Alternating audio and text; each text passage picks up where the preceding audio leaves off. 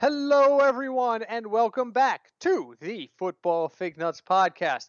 This is episode 40 of season number 4, or if you're keeping track at home, this is our 190th episode. My name is Britt, I'm Craig. and we are back another week off. We took last week off. Let's be honest, we held our production meeting. We got We did. Sean and Cinch together. We sat them down and we spent exactly 6 minutes working on the podcast and the upcoming season and the next 2 hours eating and drinking beer. So yes. So it's not like we sat around and went fishing. It's Nope. nothing like that. Nope. We worked. We did. We worked We did. for 6 minutes. 6 minutes. And then I went home and told my wife, don't worry, I'm not drunk when I walk through the door. And there's nothing that says I am guilty than walking through the door and going, I'm not drunk. How are you? I'm not drunk. You're drunk. That's she was like, she like, well, I can always tell when my wife is watching me when she thinks I've had too much to drink. Like I came in the door and I was like, hey, how you doing? She goes, good. And I can feel her eyes as I'm walking across the room. And so I just start talking to her and I'm like, if I can make sense, she'll see I'm not drunk. And so I was talking to her and she was responding and she wasn't laughing or anything like that. So I know I wasn't going like, I was making sense. And I sat down, she went, so how many beers did you have tonight? And I was like, just 3. And she goes, oh, well, that's not bad. And she went back to what she was doing. And I went, okay, good. I'm okay. I'm okay in the eyes of the wife. Life is good. So, but speaking of beer, we got to start where we always start. Craig, what are you drinking tonight? Tonight, I have a new beer I've found. This Me too. is a collaboration between Beard and Armada Brewing. Oh my God. I'm afraid for you. This They is don't make weak beers. All My Best Friends Are Hopheads. They also make a really strong IPAs. A collaborative double IPA. It is 8.5%. R.I.P. Craig. Ridiculous amount of 21. Citra, Mosaic, and El Dorado. Ooh, I'm not a big fan of the El Dorado. I love Citra beer. I love beers with Citra, and I like mosaics, and I like mosaic Citra blends. El Dorado is one of those ones that and Idaho 9 just never been able to get behind personally. Wasn't there an Idaho beer that you liked? Was that in King Sue? Yeah, but King Sue so gave me crazy dreams that night. Like I had such a hard so living with an anxiety disorder like I do, I have to be very careful. As much as I love craft beer, I have to be careful too much or certain kinds of beers will. And that night, I mean, I was gone. Forget it. I mean, I had like 2 beers and they were strong and I was feeling it, but that night I slept terrible. Really? Terrible. So, well, I also have. Let's get the taste in first. Let's hear that, and then I'll tell you what I've got. All right, it's going in for it here. Give me one moment. All right, well, while you're taking your taste, I will tell folks I have a beer called Wizard Fight from Counterweight Brewing. It is also a double IPA, and its description talks about a piney incantation clash and merge with fruity hexes in this epic wizard fight. You are drawn in by the aroma, casting its spell on your senses. Melding notes of stone fruit with floral undertones, the battle is ongoing, and I can't wait to try this. But let's hear from Craig about his. So it's interesting since it has those 3 hops. So it has the bitterness up front, and then you get the Citra, but it's kind of cut by that bitterness, and then it finishes really juicy. Like I thought it was going to dry my mouth out at first, but it's totally opposite.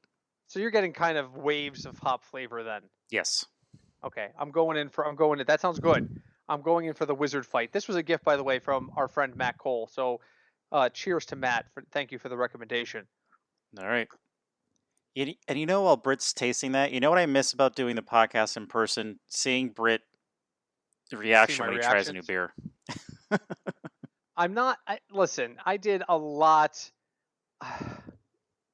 Okay, first off, this is really fucking good. Let me just go there now. Sorry, who makes that again? It's Counterweight, and we all know Counterweight makes one of our favorite IPAs. This is true. I mean, one of my favorite RPAs. I won't speak for you. I think It is Crucial good. Mass is probably is easily in my top 10 all-time IPAs. This is fruitier. It's like, because I got to have an example. I Of got to course. make some sort of comparison. It's like Crucial Mass called together a glass, like a bunch of piney. Well, no, okay, hold on. Start again. Take Take two. two.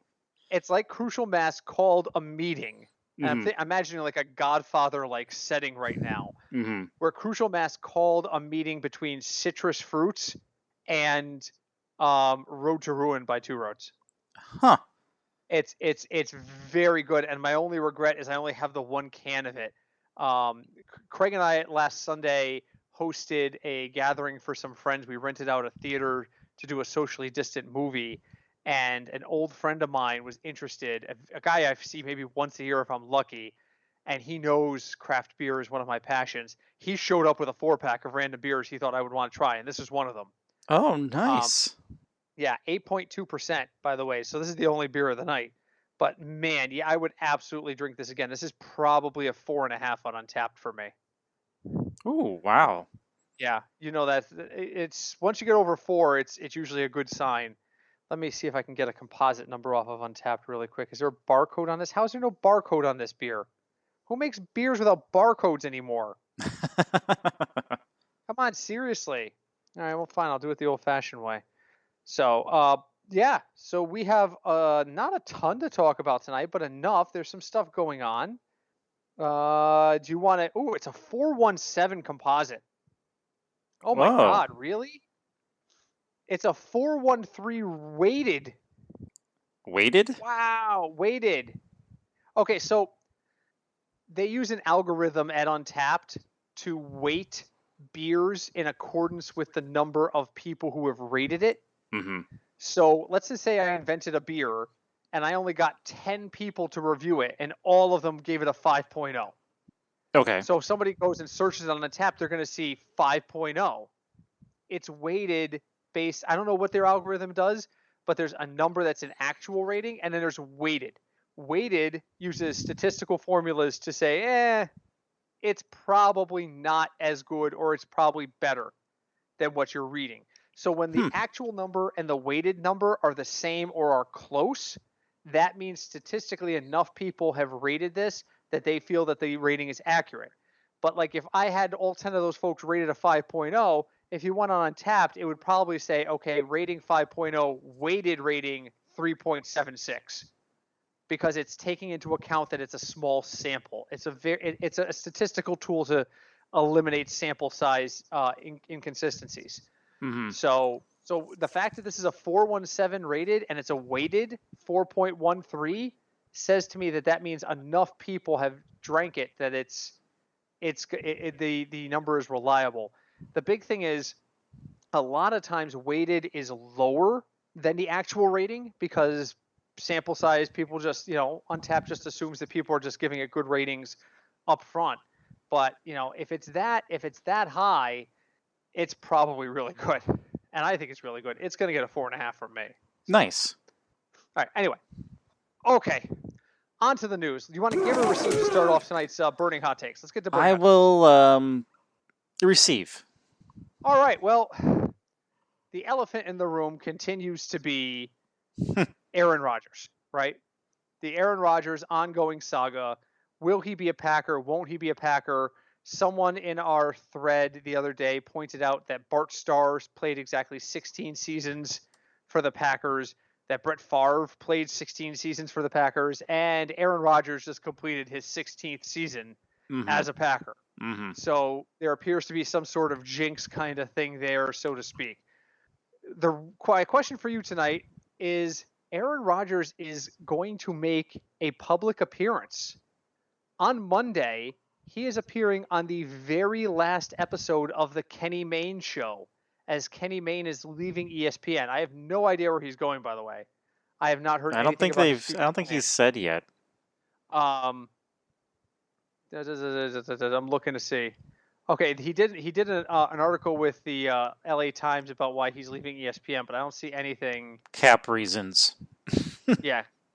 Well, and that happens. I have friends who work at ESPN, and they're like, every so often, they just decide they're gonna downsize their staff, and they don't renew some contracts.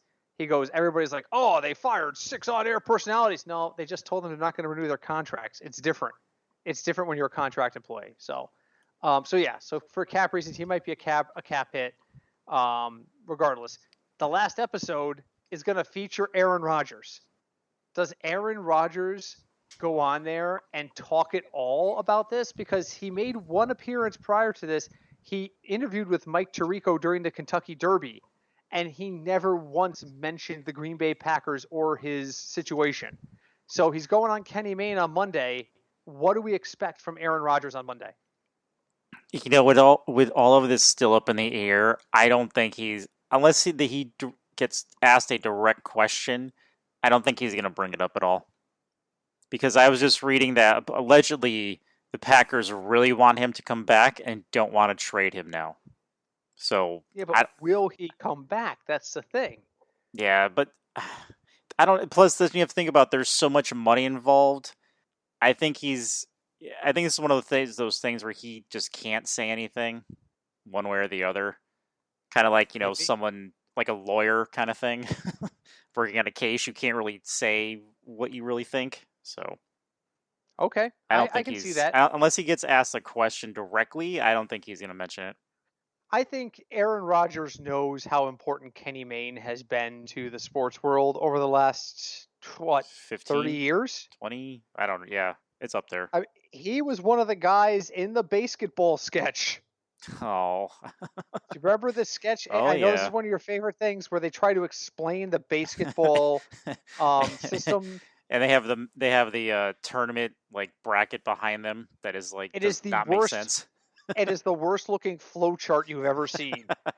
And at one point, I think it's who's the other guy in it? I'm sure it's Dan Patrick. At one point, Dan Patrick just like closes his eyes and shakes his head because his brain needs to reset. And like at that exact moment, Kenny Mayne goes, unless there's a tie after that, in which case the title will be decided on 3-legged sack races on non-consecutive Sundays. and it's just, so that's how integral he is. Aaron Rodgers knows this. If Aaron Rodgers is going to make a public statement, if there's going to be a big bang, and I agree with your point, it would not be in anyone's interest for there to be a big bang moment with this. But if one's coming, it's coming on Monday. Yeah. If Aaron Rodgers does that entire piece and does not, if it doesn't become newsworthy instantly, then nothing's going to become newsworthy. This is where it will happen. Yeah, but I agree with you. It's probably not going to happen. You're right, but that if it does happen, it will happen on this interview. So percentage of chances it happens for you? I'm going to say it's 12%.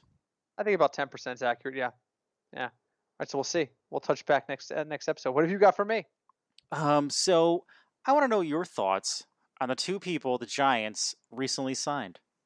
Okay. All right. So one, they signed a backup running back, and that man's name is Corey Clement. Huh.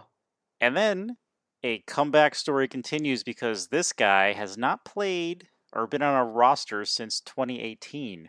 Okay. Kelvin Benjamin is back, and he's on the Giants, and he's going to play as a tight end. Isn't he in jail? No, he is not in jail. Or Pat? See, I'm so bad with that. So the Panthers, actually Dave Gettleman drafted him when he was at the Panthers. So he was back as a tight end? Yeah, he was at the Panthers, and then he was at the Bills in 2017. Didn't work. And then he actually played 3 games for the Chiefs in 2018. Really? He was a Chief? For 3 games. I'm a freaking Chiefs fan, and I didn't know that. But here's the thing. These are the tight ends that they have. It's Evan Ingram, Kyle Rudolph, Caden Smith, and Levine Towillo. I don't know who that is, but they have a lot of tight ends. So does this? They also yesterday signed or claimed Raquel Armstead off of waivers from the Jags. They did? Yes. Oh. So does this affect the Giants? No. Like, is Corey Clement going to play at all? No. So I learned a new term today. Yeah. And it's a term I never knew before. It's camp arm. You ever heard the expression camp arm? I have It's not. that player is just a camp arm. No. Okay. It comes from signing a quarterback to a preseason roster, pre-camp roster, with no expectation that that quarterback is going to make the roster. Wait, are you implying this is going to happen to Blake Bortles? Of course not. It can't happen to Blake Bortles. Blake Bortles is beyond reproach. It can't happen. But yes, that's how I learned the term. I read that and I was like, that man is a fraud. This reporter does not know anything about the NFL or Blake Bortles because Blake Bortles would not sign to be a camp on. But yes, that's how I learned the term.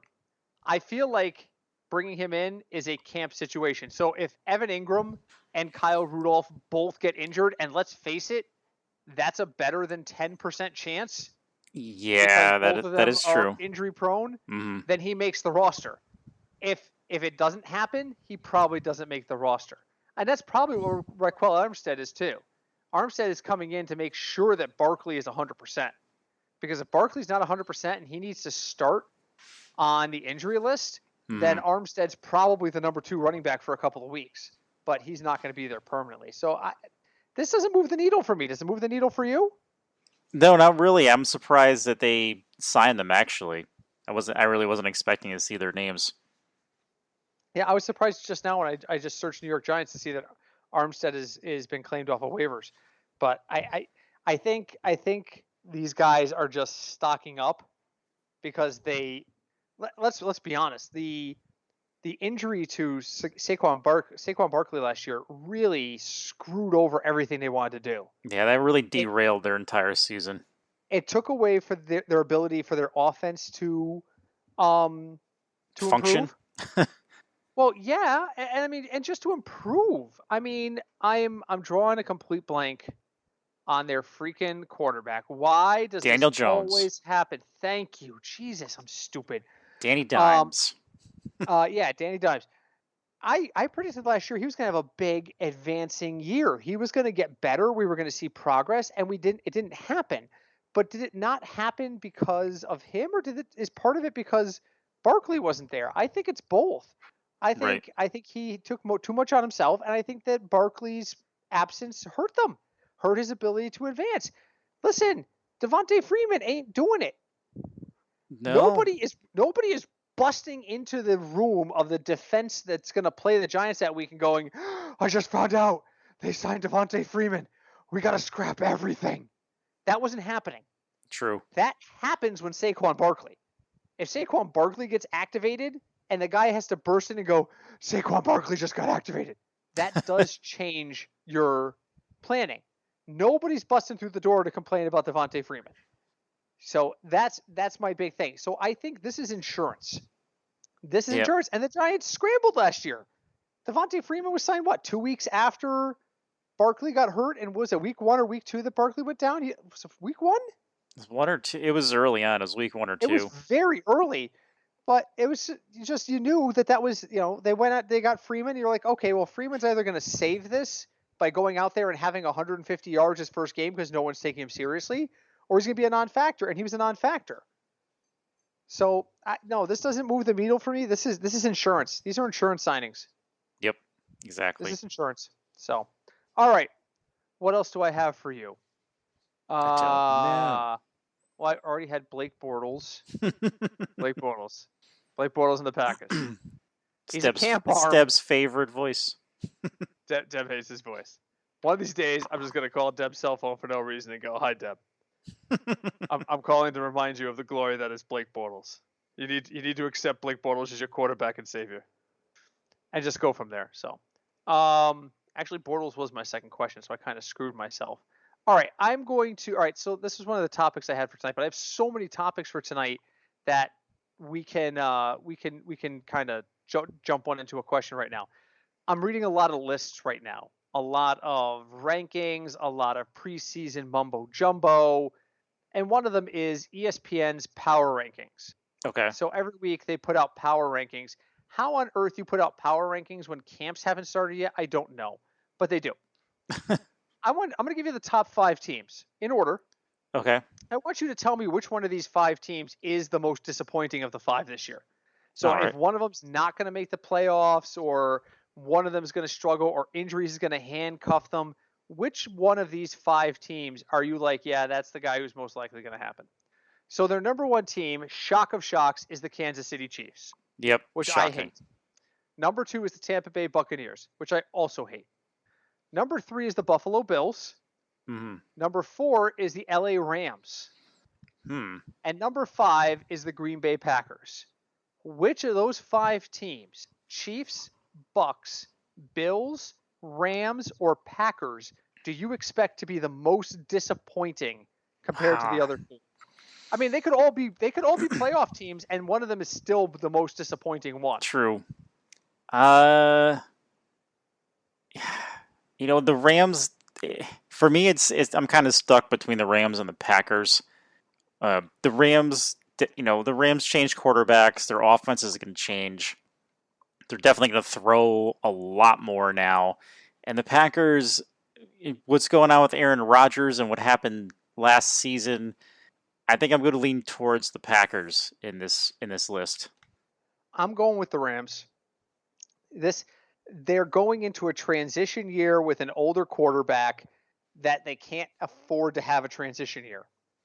If the Rams shocked the world 3 years ago or 2 years ago with coming out and becoming like this offensive juggernaut, I will never forget the Monday night game with the Chiefs where they nearly set the record for points in a game. Mm-hmm. Because Patrick Mahomes walked out there and said, I am going to dazzle the world. And Sean McVay said, somebody hold my beer. And just all of a sudden it was like back and forth. And I will never forget that game because I was curling that night and I got off the ice, and at halftime it was like 35-27. And I was like, this is better than most finals. And our contributor Sean looked at me and went, we're watching the whole game, right? And I looked at the beer in my hand and I went, yes. And he just got up with another word, went to the bar and got another round. And I just remember saying to myself, I'm going to have to sit here the entire game so I'm sober enough to go home. Because I was stress drinking that entire game. It was so intense. But I just, now they're in so much more flux. I don't think they're one of the top 5 teams. I don't even know if they're the best team in their division right now. Seattle still might be better. Arizona is still on the rise, in my opinion. And then there's the 49ers. Yeah, and the 49ers are a total wild card. Total wild card. Yeah. The 49ers Do you like know a Madden they team. have over like 5 primetime games this year? Yeah. Well, the 49ers have a good national following. There's a reason teams like the Niners and the Cowboys get a lot more primetime games than the average team. It's because their following is more spread out nationwide. True. You and I are statistical anomalies. That's true, isn't it? A Bengals fan in Connecticut and a Chiefs fan in Connecticut, forget it. Sean's a Bears fan. Sean's a Bears Though fan. in Connecticut, I've met quite a few Bears fans compared to Chiefs and Bengals. I think I've met 2 Bengals fans my entire life.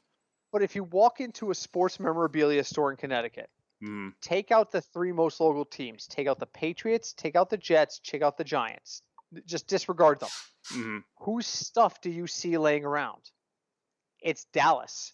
It's Dallas. Pittsburgh. Yep. It's San Francisco. It's these teams that have dynasties and history that have more diverse located fan base. That's what you see. Dallas and Pittsburgh in particular in our area.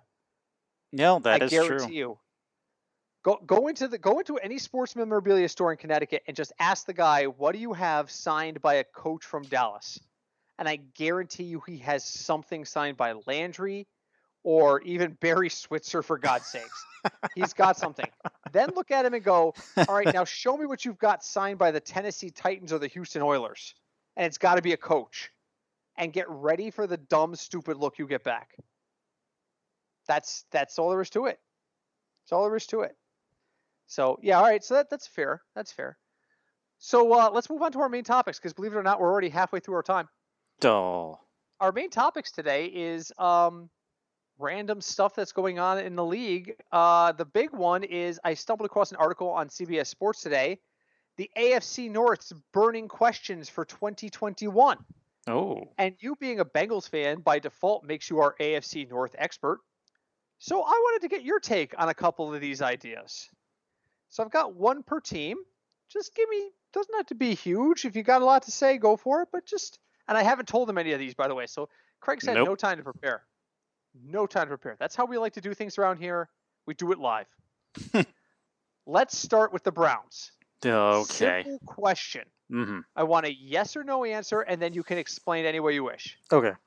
Can Baker Mayfield lead Cleveland to a title? No. Okay, feel free to elaborate. No, because, again, I do not hate the Browns. Okay? Just throwing that out there again.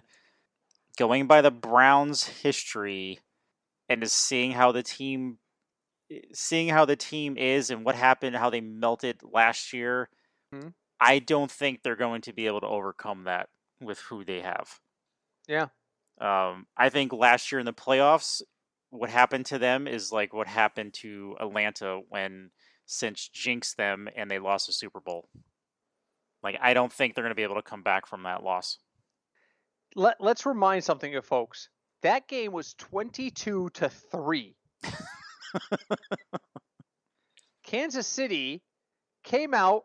Baker Mayfield came out and went, "I'm Baker Mayfield, and I'm going to lead our team to victory." I think they scored on the opening drive. No, I the think Chiefs it was took the early lead. on. The Chiefs took the lead. Harrison Butker missed a freaking extra point, but at the end of the first quarter, that game was 6-3. And then Patrick Mahomes went, let's just finish this. At halftime, that game was 19-3. Then all of a sudden, fast forward to the fourth quarter, it's 22-17. Excuse me, 22-17. And they just never recover from there. Never. Now, I want to be very clear. I'm looking to make sure I got this right. Okay. Yeah, that's not accurate. Uh-oh. So the CBS article says, quote, after clawing back from a 22-3 deficit, it was never 22-3. The biggest margin was 19-3. Then it was 19-10. Then it was 22-10. So CBS is looking. Am I looking at the right game? Yeah. Are we? AFC divisional playoffs. Well, the Browns had made the playoffs for the first time in 1,000 years. So. Yep. All right. So it was 3-6 at the end of the first. At the halftime, it was 19-3. Yes, it was. It was 19-3. At the end of the third, it was 22-10. Yes. And then the only score in the fourth quarter was the one touchdown by the Browns to make it 22-17. Right. Now let me ask you just a quick yes or no question. Was that game ever close? It was in the first quarter, and then it wasn't. So let me read to you what CBS errantly put on their website. After clawing back from a 22-3 deficit, incorrect. A pair of touchdown passes by Baker Mayfield, incorrect. Helped the Browns pull to within 3 points, incorrect, of the defending champion in the divisional round of the playoffs. None of that's accurate. They were never down 22-3. I mean, I guess, depending when the field goal happened compared to the touchdown, maybe. I don't know I don't know what was first. Well, here's your first problem. It wasn't. There was no time that score was ever 22-3. No time. A pair of touchdown passes. A pair of touchdown passes by Baker Mayfield. That's 2, right? That to me, that's 2 yards. Like very close together.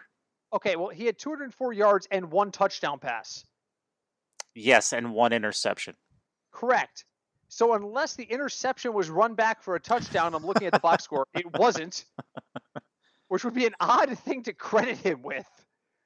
So this is just factually. Baker Mayfield had -8 yards receiving. Oh, he caught a pass? Well, oh my God! Negatively. That's the game they wildcatted him out, and he tried to score a touchdown, and instead Patrick Mahomes did it, isn't it? Did Mahomes have a touchdown reception? No. Okay, I'm thinking of something else. But okay, so no, he had a rushing touchdown. Yes, he had a rushing touchdown early, But yeah, no, this is completely inaccurate. Inaccurate. So I read this and I was like, it makes it sound like the Chiefs really were in jeopardy. The Chiefs were never in jeopardy until the fourth quarter of that game. They entered the fourth quarter with a 12-point lead. Yeah. I think everyone thought like the score was going to be like 38-3, and that's why people were freaked out by it. But yeah, I don't think the Chiefs were in trouble at any point in that game. Well, they were near the end because with 11 minutes to play, it was a 5-point game. Right. That's trouble to me. Okay, that's fine.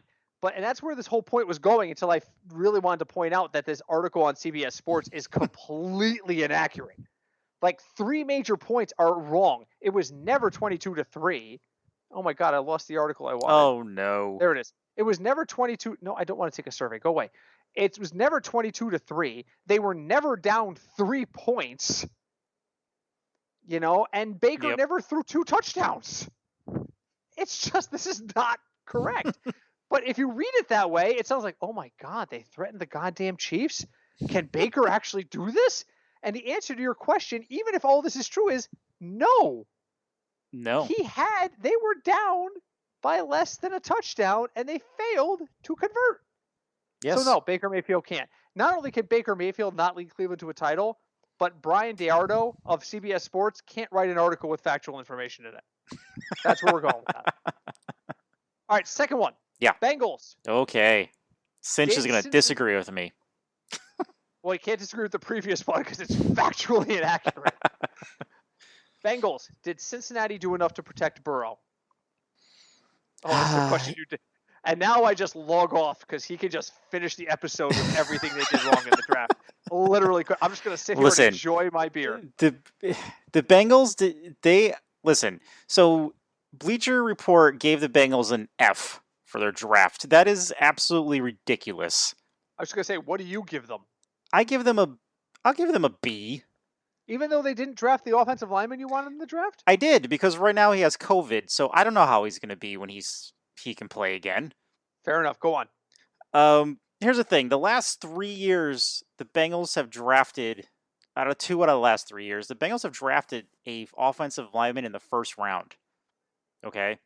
Mm-hmm. So right now, they have 2 first-round draft picks on their line. Right? They signed Riley Reiff, yeah. From the Vikings. Yep. Who then announced that he's excited to block for a quarterback like Burrow.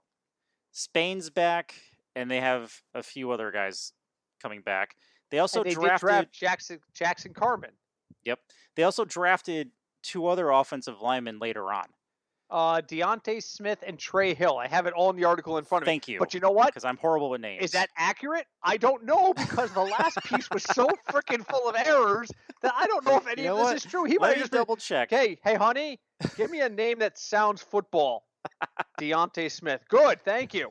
I have no idea if that's accurate because this guy's been totally wrong. No, let's check, because I am horrible with names. I'm not gonna lie. In the article, it does say they spent a second-round pick on former Clemson tackle Jackson Carman. Yep. They also spent a fourth-round pick on former East Carolina tackle Deontay Smith and a sixth-round pick on former Georgia center Trey Hill. There we go. Thank you. And I just double-checked that. And this guy was really wrong in the Browns write-up. Yep. So there's Deontay Smith, yes, Trey Hill, center, and Carman is a guard. Oh no, did I lose you? Hello, I'm still here. Hello? Oh, we may have a connection issue. Are you there? I'm there. Can you hear me? Hello? I can hear you now. Man, you cut out for like 20 seconds there. We'll blame the internet and Skype. Maybe we should switch to Discord. I don't know. Maybe we should switch to Discord in the future. I don't know. We've been having really good. We've been doing really well with Discord, so I wouldn't care. But anyway, here's the thing: the Bengals had 3 receivers without Jamar Chase. They needed a receiver, and yes, so they can draft another tackle. But after drafting 2 first-round picks in the last 3 years, why are you going to draft another one? You know what I'm saying? Especially when they drafted 3 other ones and signed a free agent. Yeah. And I already know Cinch is completely disagreeing with me, but It's okay. That's okay. The beautiful thing about our collaboration on this podcast is we often disagree with each other. That's fantastic. My biggest issue with our podcast team is that we left a Tom Brady fan in charge of our Twitter. We did. So consequently, we get a lot of Tom Brady love on our Twitter. Oh boy. So, all right. So that's the Bengals. I Yes. agree with you. I think the offensive line is going to be 5 this year. Speaking of offensive lines, the Steelers. Yes. Will Pittsburgh's line hold up? You that's just a general question. Will they hold up? That's the question. Will Pittsburgh offensive line hold up? They will. I don't know how well they're going to do without Pouncey there. And Villanueva. That's true. Yep. Oh, they let somebody else walk too. Matt Filer. Oh wow, I didn't realize they lost 3 of them. They lost 3 of their 5 starting offensive Here's linemen. the thing. Ben has already had an injury history. So if stacks start piling up, I don't know if he's going to be able to finish his last season. All right, so they've lost 3 of their 5 offensive linemen. I don't know, man. I think there's a point that Ben will struggle, and Ben is, like you said, not dependable right now physically. Yeah, nope. I think if he gets hit a lot, I don't think he's going to finish this season. And that's a problem. That's a problem. Who's the backup there? I'm scared to go search it because everything keeps cutting out. What's his name from Washington? Haskins. Who's that guy? Haskins? Yep.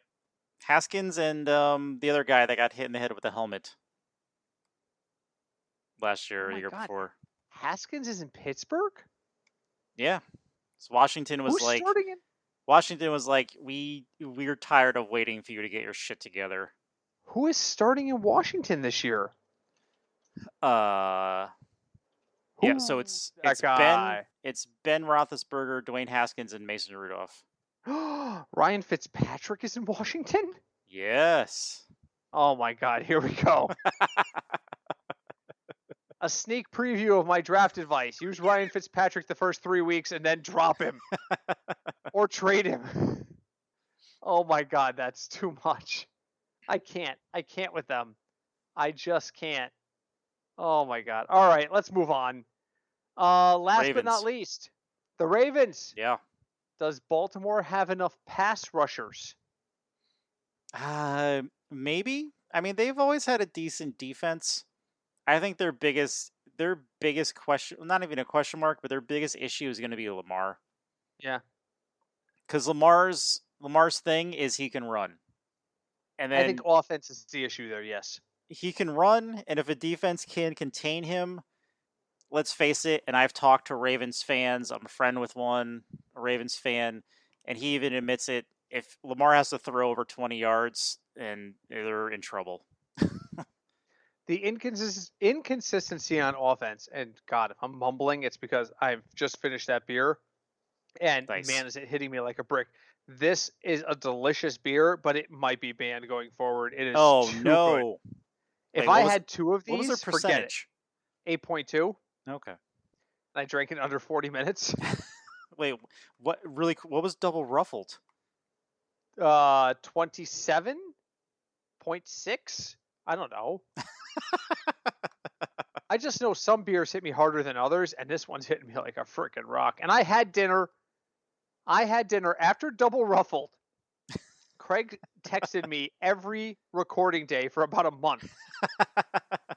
Have you had dinner? Before I would sit down and have a beer. I had dinner tonight. I want to be clear.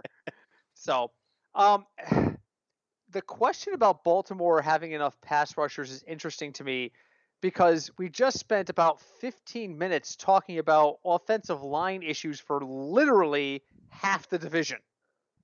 True. So for half the division, we're worried about the offensive line, but then the biggest concern with the Ravens is pass rushing? Not if offensive line is an issue everywhere else.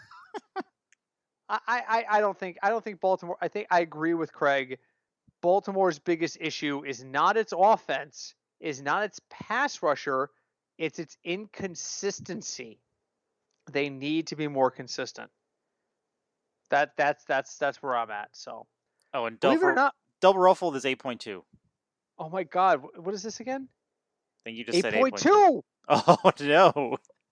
So Is there wait, something about? is 8% the limit for Brit on a podcast? Oh, you cut out again. I heard nothing after wait. Oh, I heard, but boo. wait, and then just dead silence. Is 8% the max for you on a podcast now? I don't think that's. I think it's something to do with 8.2. I think there's something specific about that number because I've had higher and I've had Yeah, because lower and I've been we had the fine. beer that was what, 4 years old for a podcast. Oh, that one I remember most of that podcast. So to be fair, that was Igor's Dream 2014, 14 or 15? Yeah. and we drank it in 2019. Yes. I just remember texting Ryan, the rep over at Two Roads, and saying, "Can I safely drink this?" And he was like, "Yeah, man, enjoy. Let me know how it ages." And I'm like, "Wait, whoa. You want me to tell you if I don't die from it? Yes. Or you want feedback from me on how a beer your company makes ages? That doesn't give me confidence." But we lived, That's and about as it was actually pretty good still. it was. Stouts do age. Stouts do age well. Don't we still have a bottle of that? I think so. Shit, we can't let that get much older. It's already 7 years old. You know It's what? This is what we probably- do. This is what we do. We let Sean test it. And if he can still see after 20 minutes, we're good. If we leave that bottle open around Sean for 20 minutes, it's gonna be gone. And so might Sean. We can't do a test with this. Well, we were about to go into final thoughts. We were. That is correct. So go for it. Give me your final thought, and then I'll jump in. My God, I hope you can clean a little bit of this up in post. He's usually good at that stuff. So go ahead, Craig. What's your final thought? Final thought really is, it's getting into summer. It's getting warmer. I would just say pay attention to the news for your teams because a lot of stuff is going to happen between now and August. Yeah. Now we start to see news. That's very true. Are you still with me? I'm still here. Okay, I don't know anymore. So I'm not sure where this disconnect happened on our end, but I apologize to everybody. We will work to make sure that we don't have this problem going forward. My final thought is I want to talk about someone passed away today, May 19th, 2021. This kind of hit me harder than I expected it to. Paul Mooney passed away. Craig, do you remember who Paul Mooney is? His name sounds really familiar. He wrote for Richard Pryor when Richard Pryor had the Richard Pryor show. He wrote for multiple comedians, but he is, in my generation, in my age, he is best remembered as doing writing and skits for the Dave Chappelle show. Oh, okay. All right, now I know who he is. Do you remember a skit called, and I will apologize, we are not saying this to be insensitive, this was on Chappelle's show. Do you remember a skit called Negrodamus? Oh, yes. That was Paul Mooney. That was Paul Mooney in that getup, and it is iconic to me because it inspired a later skit where Dave and Wayne Brady go on a ride around, and Wayne Brady is a total gangster. I don't know if you've ever seen that. Have you ever seen the Wayne Brady Dave Chappelle crossover? No, I didn't. If you get a chance, go and search Wayne Brady Dave Chappelle. They did an entire skit because in Paul Mooney's skit, he compares Bryant Gumbel to Malcolm X compared to Wayne Brady. And the legend behind it is that Wayne Brady thought it was so funny that he had the idea of, what if I took Dave Chappelle out for a night and the skit was what a gangster I am and how I'm not what people think I am. And they did an entire skit on it.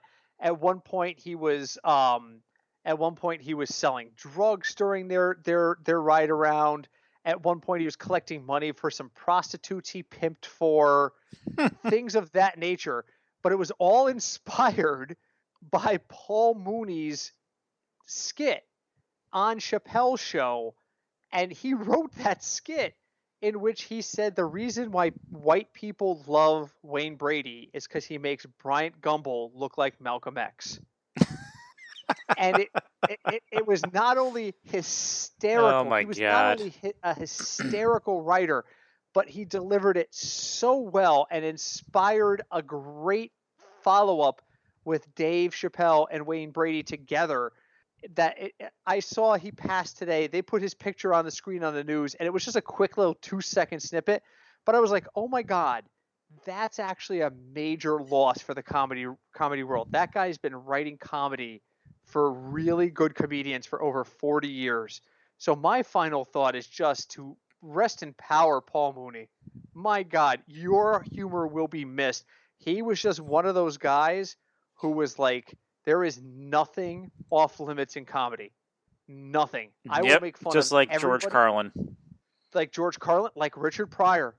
There's a reason why he wrote material for Richard Pryor, because they were in the same idea. Nothing's off limits, and I will make fun of your biases. And he did that with Pryor. He did that on Chappelle. He did that in everything he ever did. And it's just, it may not be a name but, I mean, some people have referred to him as the godfather of black comedy. I mean, he's just amazing. Just amazing. He wrote for Sanford and Sons. He wrote for Good Times. Oh wow. He wrote for In Living Color.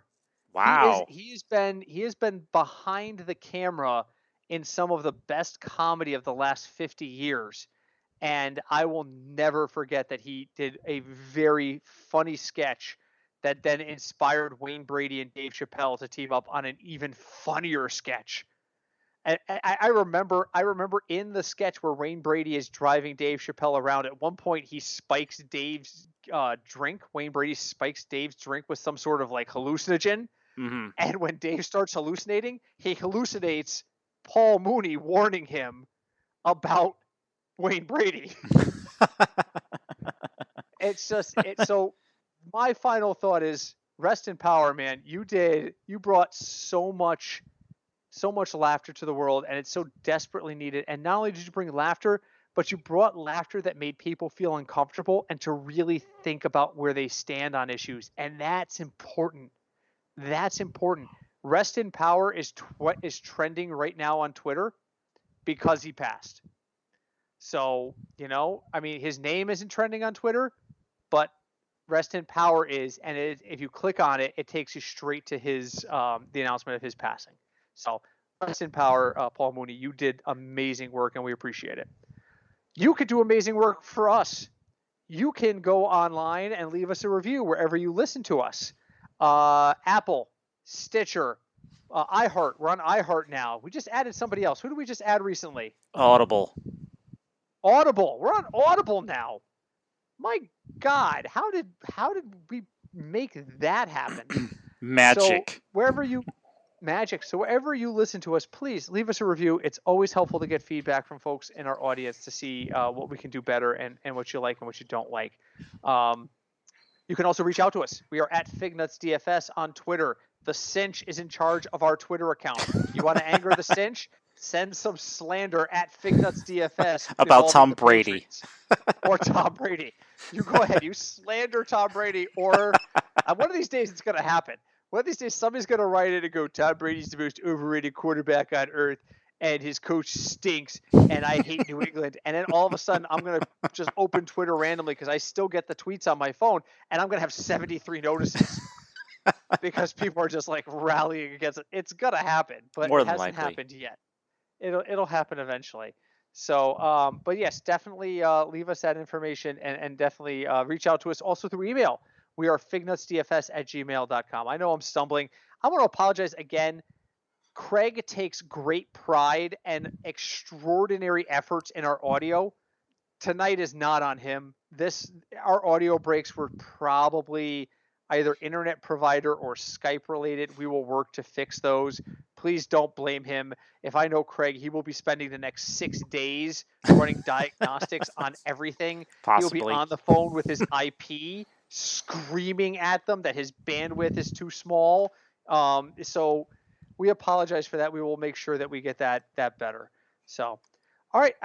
Anything else? Did I miss anything? I think that's it, sir. Then, folks, we will be back next week. Next week, I'm off. Do we do an episode next week? I don't know. It's you're off. You're on vacation, so maybe not. Maybe. If we're not back next week, we'll definitely be back the week after. During the off season, we get to take some time off. Maybe we'll have another production meeting. I don't know. Maybe we'll have an actual production meeting this time instead of just sitting around and drinking. I don't know about that either. But until you next hear from us, thank you so much for listening. Don't forget to leave us a review. And my name is Britt. I'm Craig. And we are the Football Fignuts Podcast. Hi, Deb.